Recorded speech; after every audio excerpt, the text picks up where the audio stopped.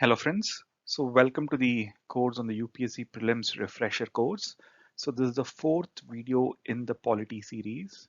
So in this series, we are mainly focusing on revision of the topics for the prelims examination, some of the quick bites, repeating topics which keeps occurring in the prelims examination, and what are some of the confusing areas where the students are bound to make mistakes, and some of the high focus areas we will focus in this series. So the objective is less effort and high written topics within a short span of time.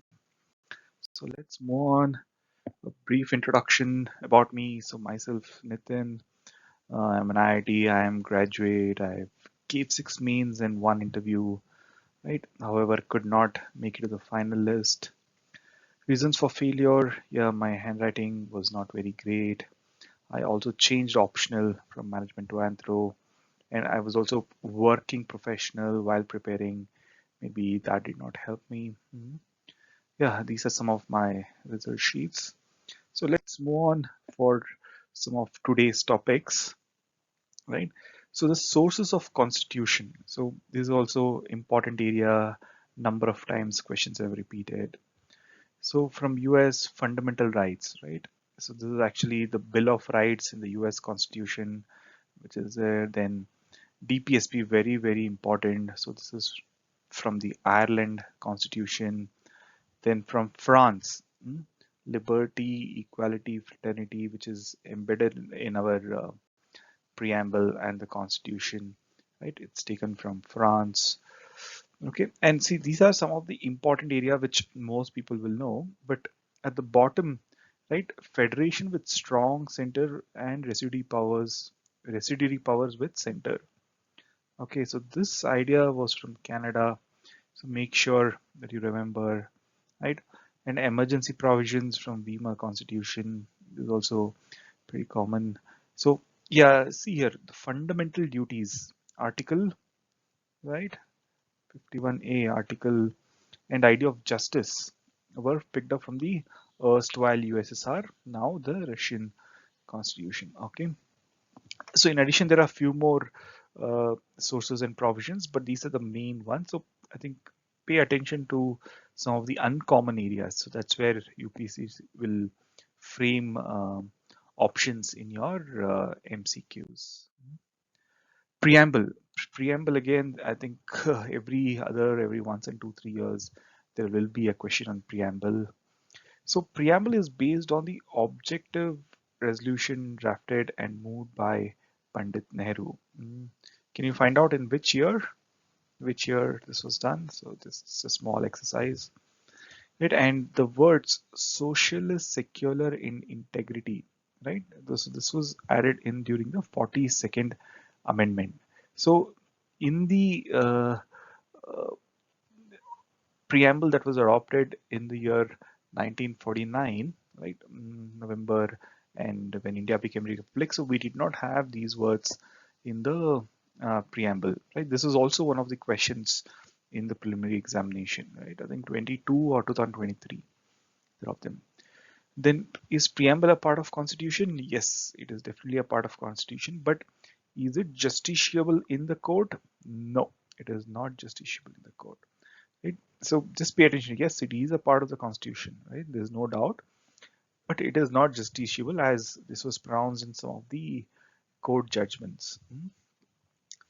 And can the preamble be amended, right? So yes, preamble can be amended subject to the condition that no amendment is done to the basic features of the Indian constitution, right? Basic features, which case?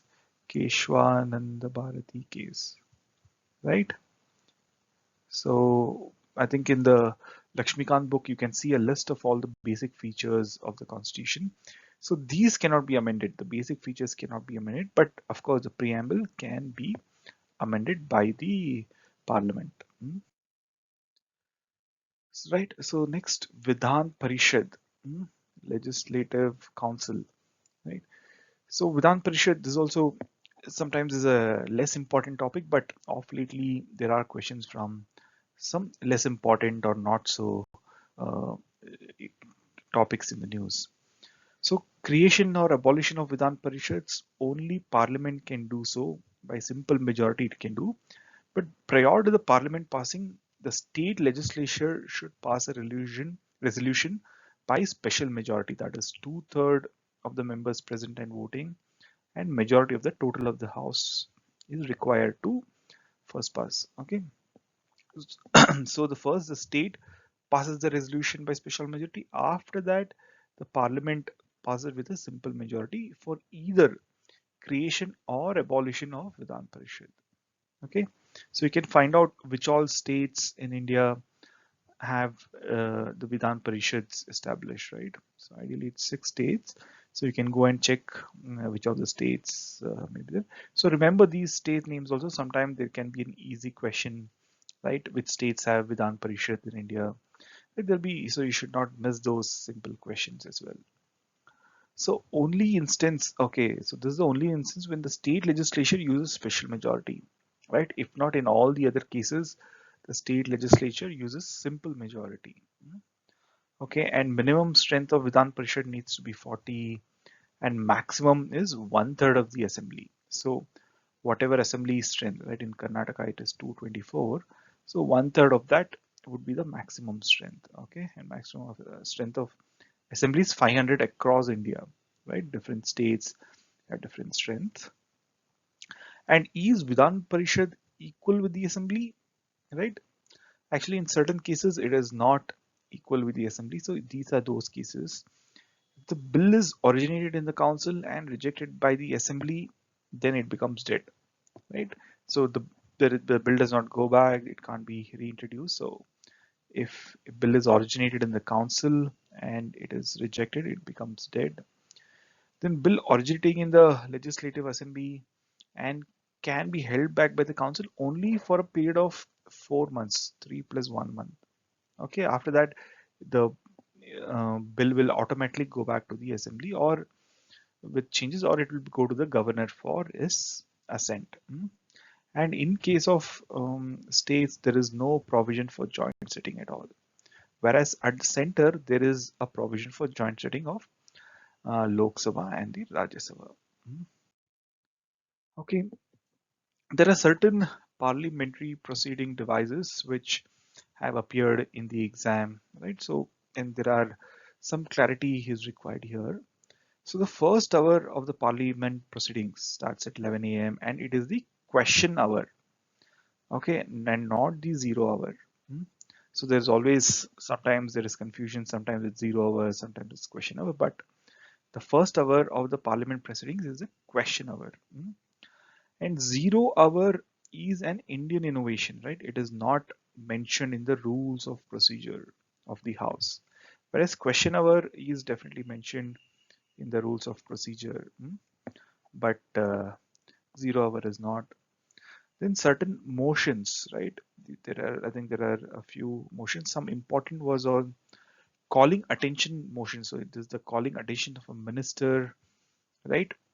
For any urgent issue like drought, farm issues, or anti-corruption, etc. So they can pass. Usually, it's from the opposition. They pass calling attention motion to call the attention of a minister for some immediate or urgent attention. And this is again is an Indian innovation, right? It does not come from the British rules and laws, but this is mentioned in the rules of procedure, calling attention motion.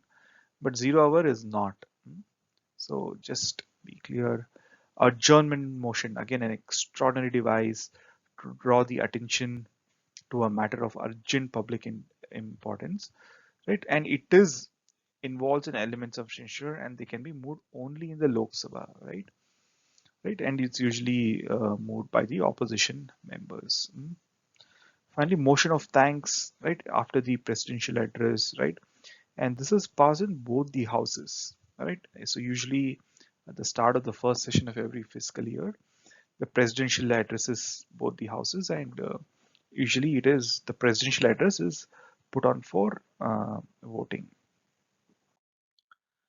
And finally, executive, right? I think this is very, very important and some very simple questions, but very easily, I think we have seen students making mistakes. So president is the head of the state. It's the president who is the head of the state. Okay, not the prime minister. While prime minister is the head of the government, right? And all actions of the government is in the name of the president, president of India, not the prime minister. Okay, so just to reframe, president is the head of the state and not prime minister is the head of the government. And all actions of the government, right, happens in the name of the president. And in the states, it happens in the name of the governor. Okay, so in the US, president is both the head of the state and head of the government, right? There is no prime minister concept in the US, so he is head of both state and government. But in the our parliamentary system, it is president who is the head of the state. Hmm? And president is bound by the advice of the council of ministers. He can send back advice for reconsideration, he can give his suggestions, but he cannot take his own decisions. He has to act on the advice of the council of ministers. Okay, usually council of ministers advise the prime minister and the PMO request the presidents for his views. And president of India has certain veto powers, right? Absolute veto, right? So in this case, president refuses to give the assent. So he declares that he is not going to sign the bill. Okay. And in suspensive veto, he can send the bill for the reconsideration of the House, right? If to make any suggestions, any modifications that is required. And in pocket veto, president just sits on the bill. He neither rejects nor ratifies. Let's see the difference between absolute and pocket veto. So here, president declares that he's not going to sign the bill. But in case of pocket veto, he neither declares, he neither agrees to sign the bill. He just uh, sits idle on it, neither taking any action. Okay, so that is pocket veto. And there's one more veto called qualified veto, which is only available to the US president, right? It's not there for the Indian president. Hmm? Okay, I hope you found this video helpful. Please provide your comments in the comment section so that it will help me improve the content delivery either way. Hmm? All the best, students. Thank you.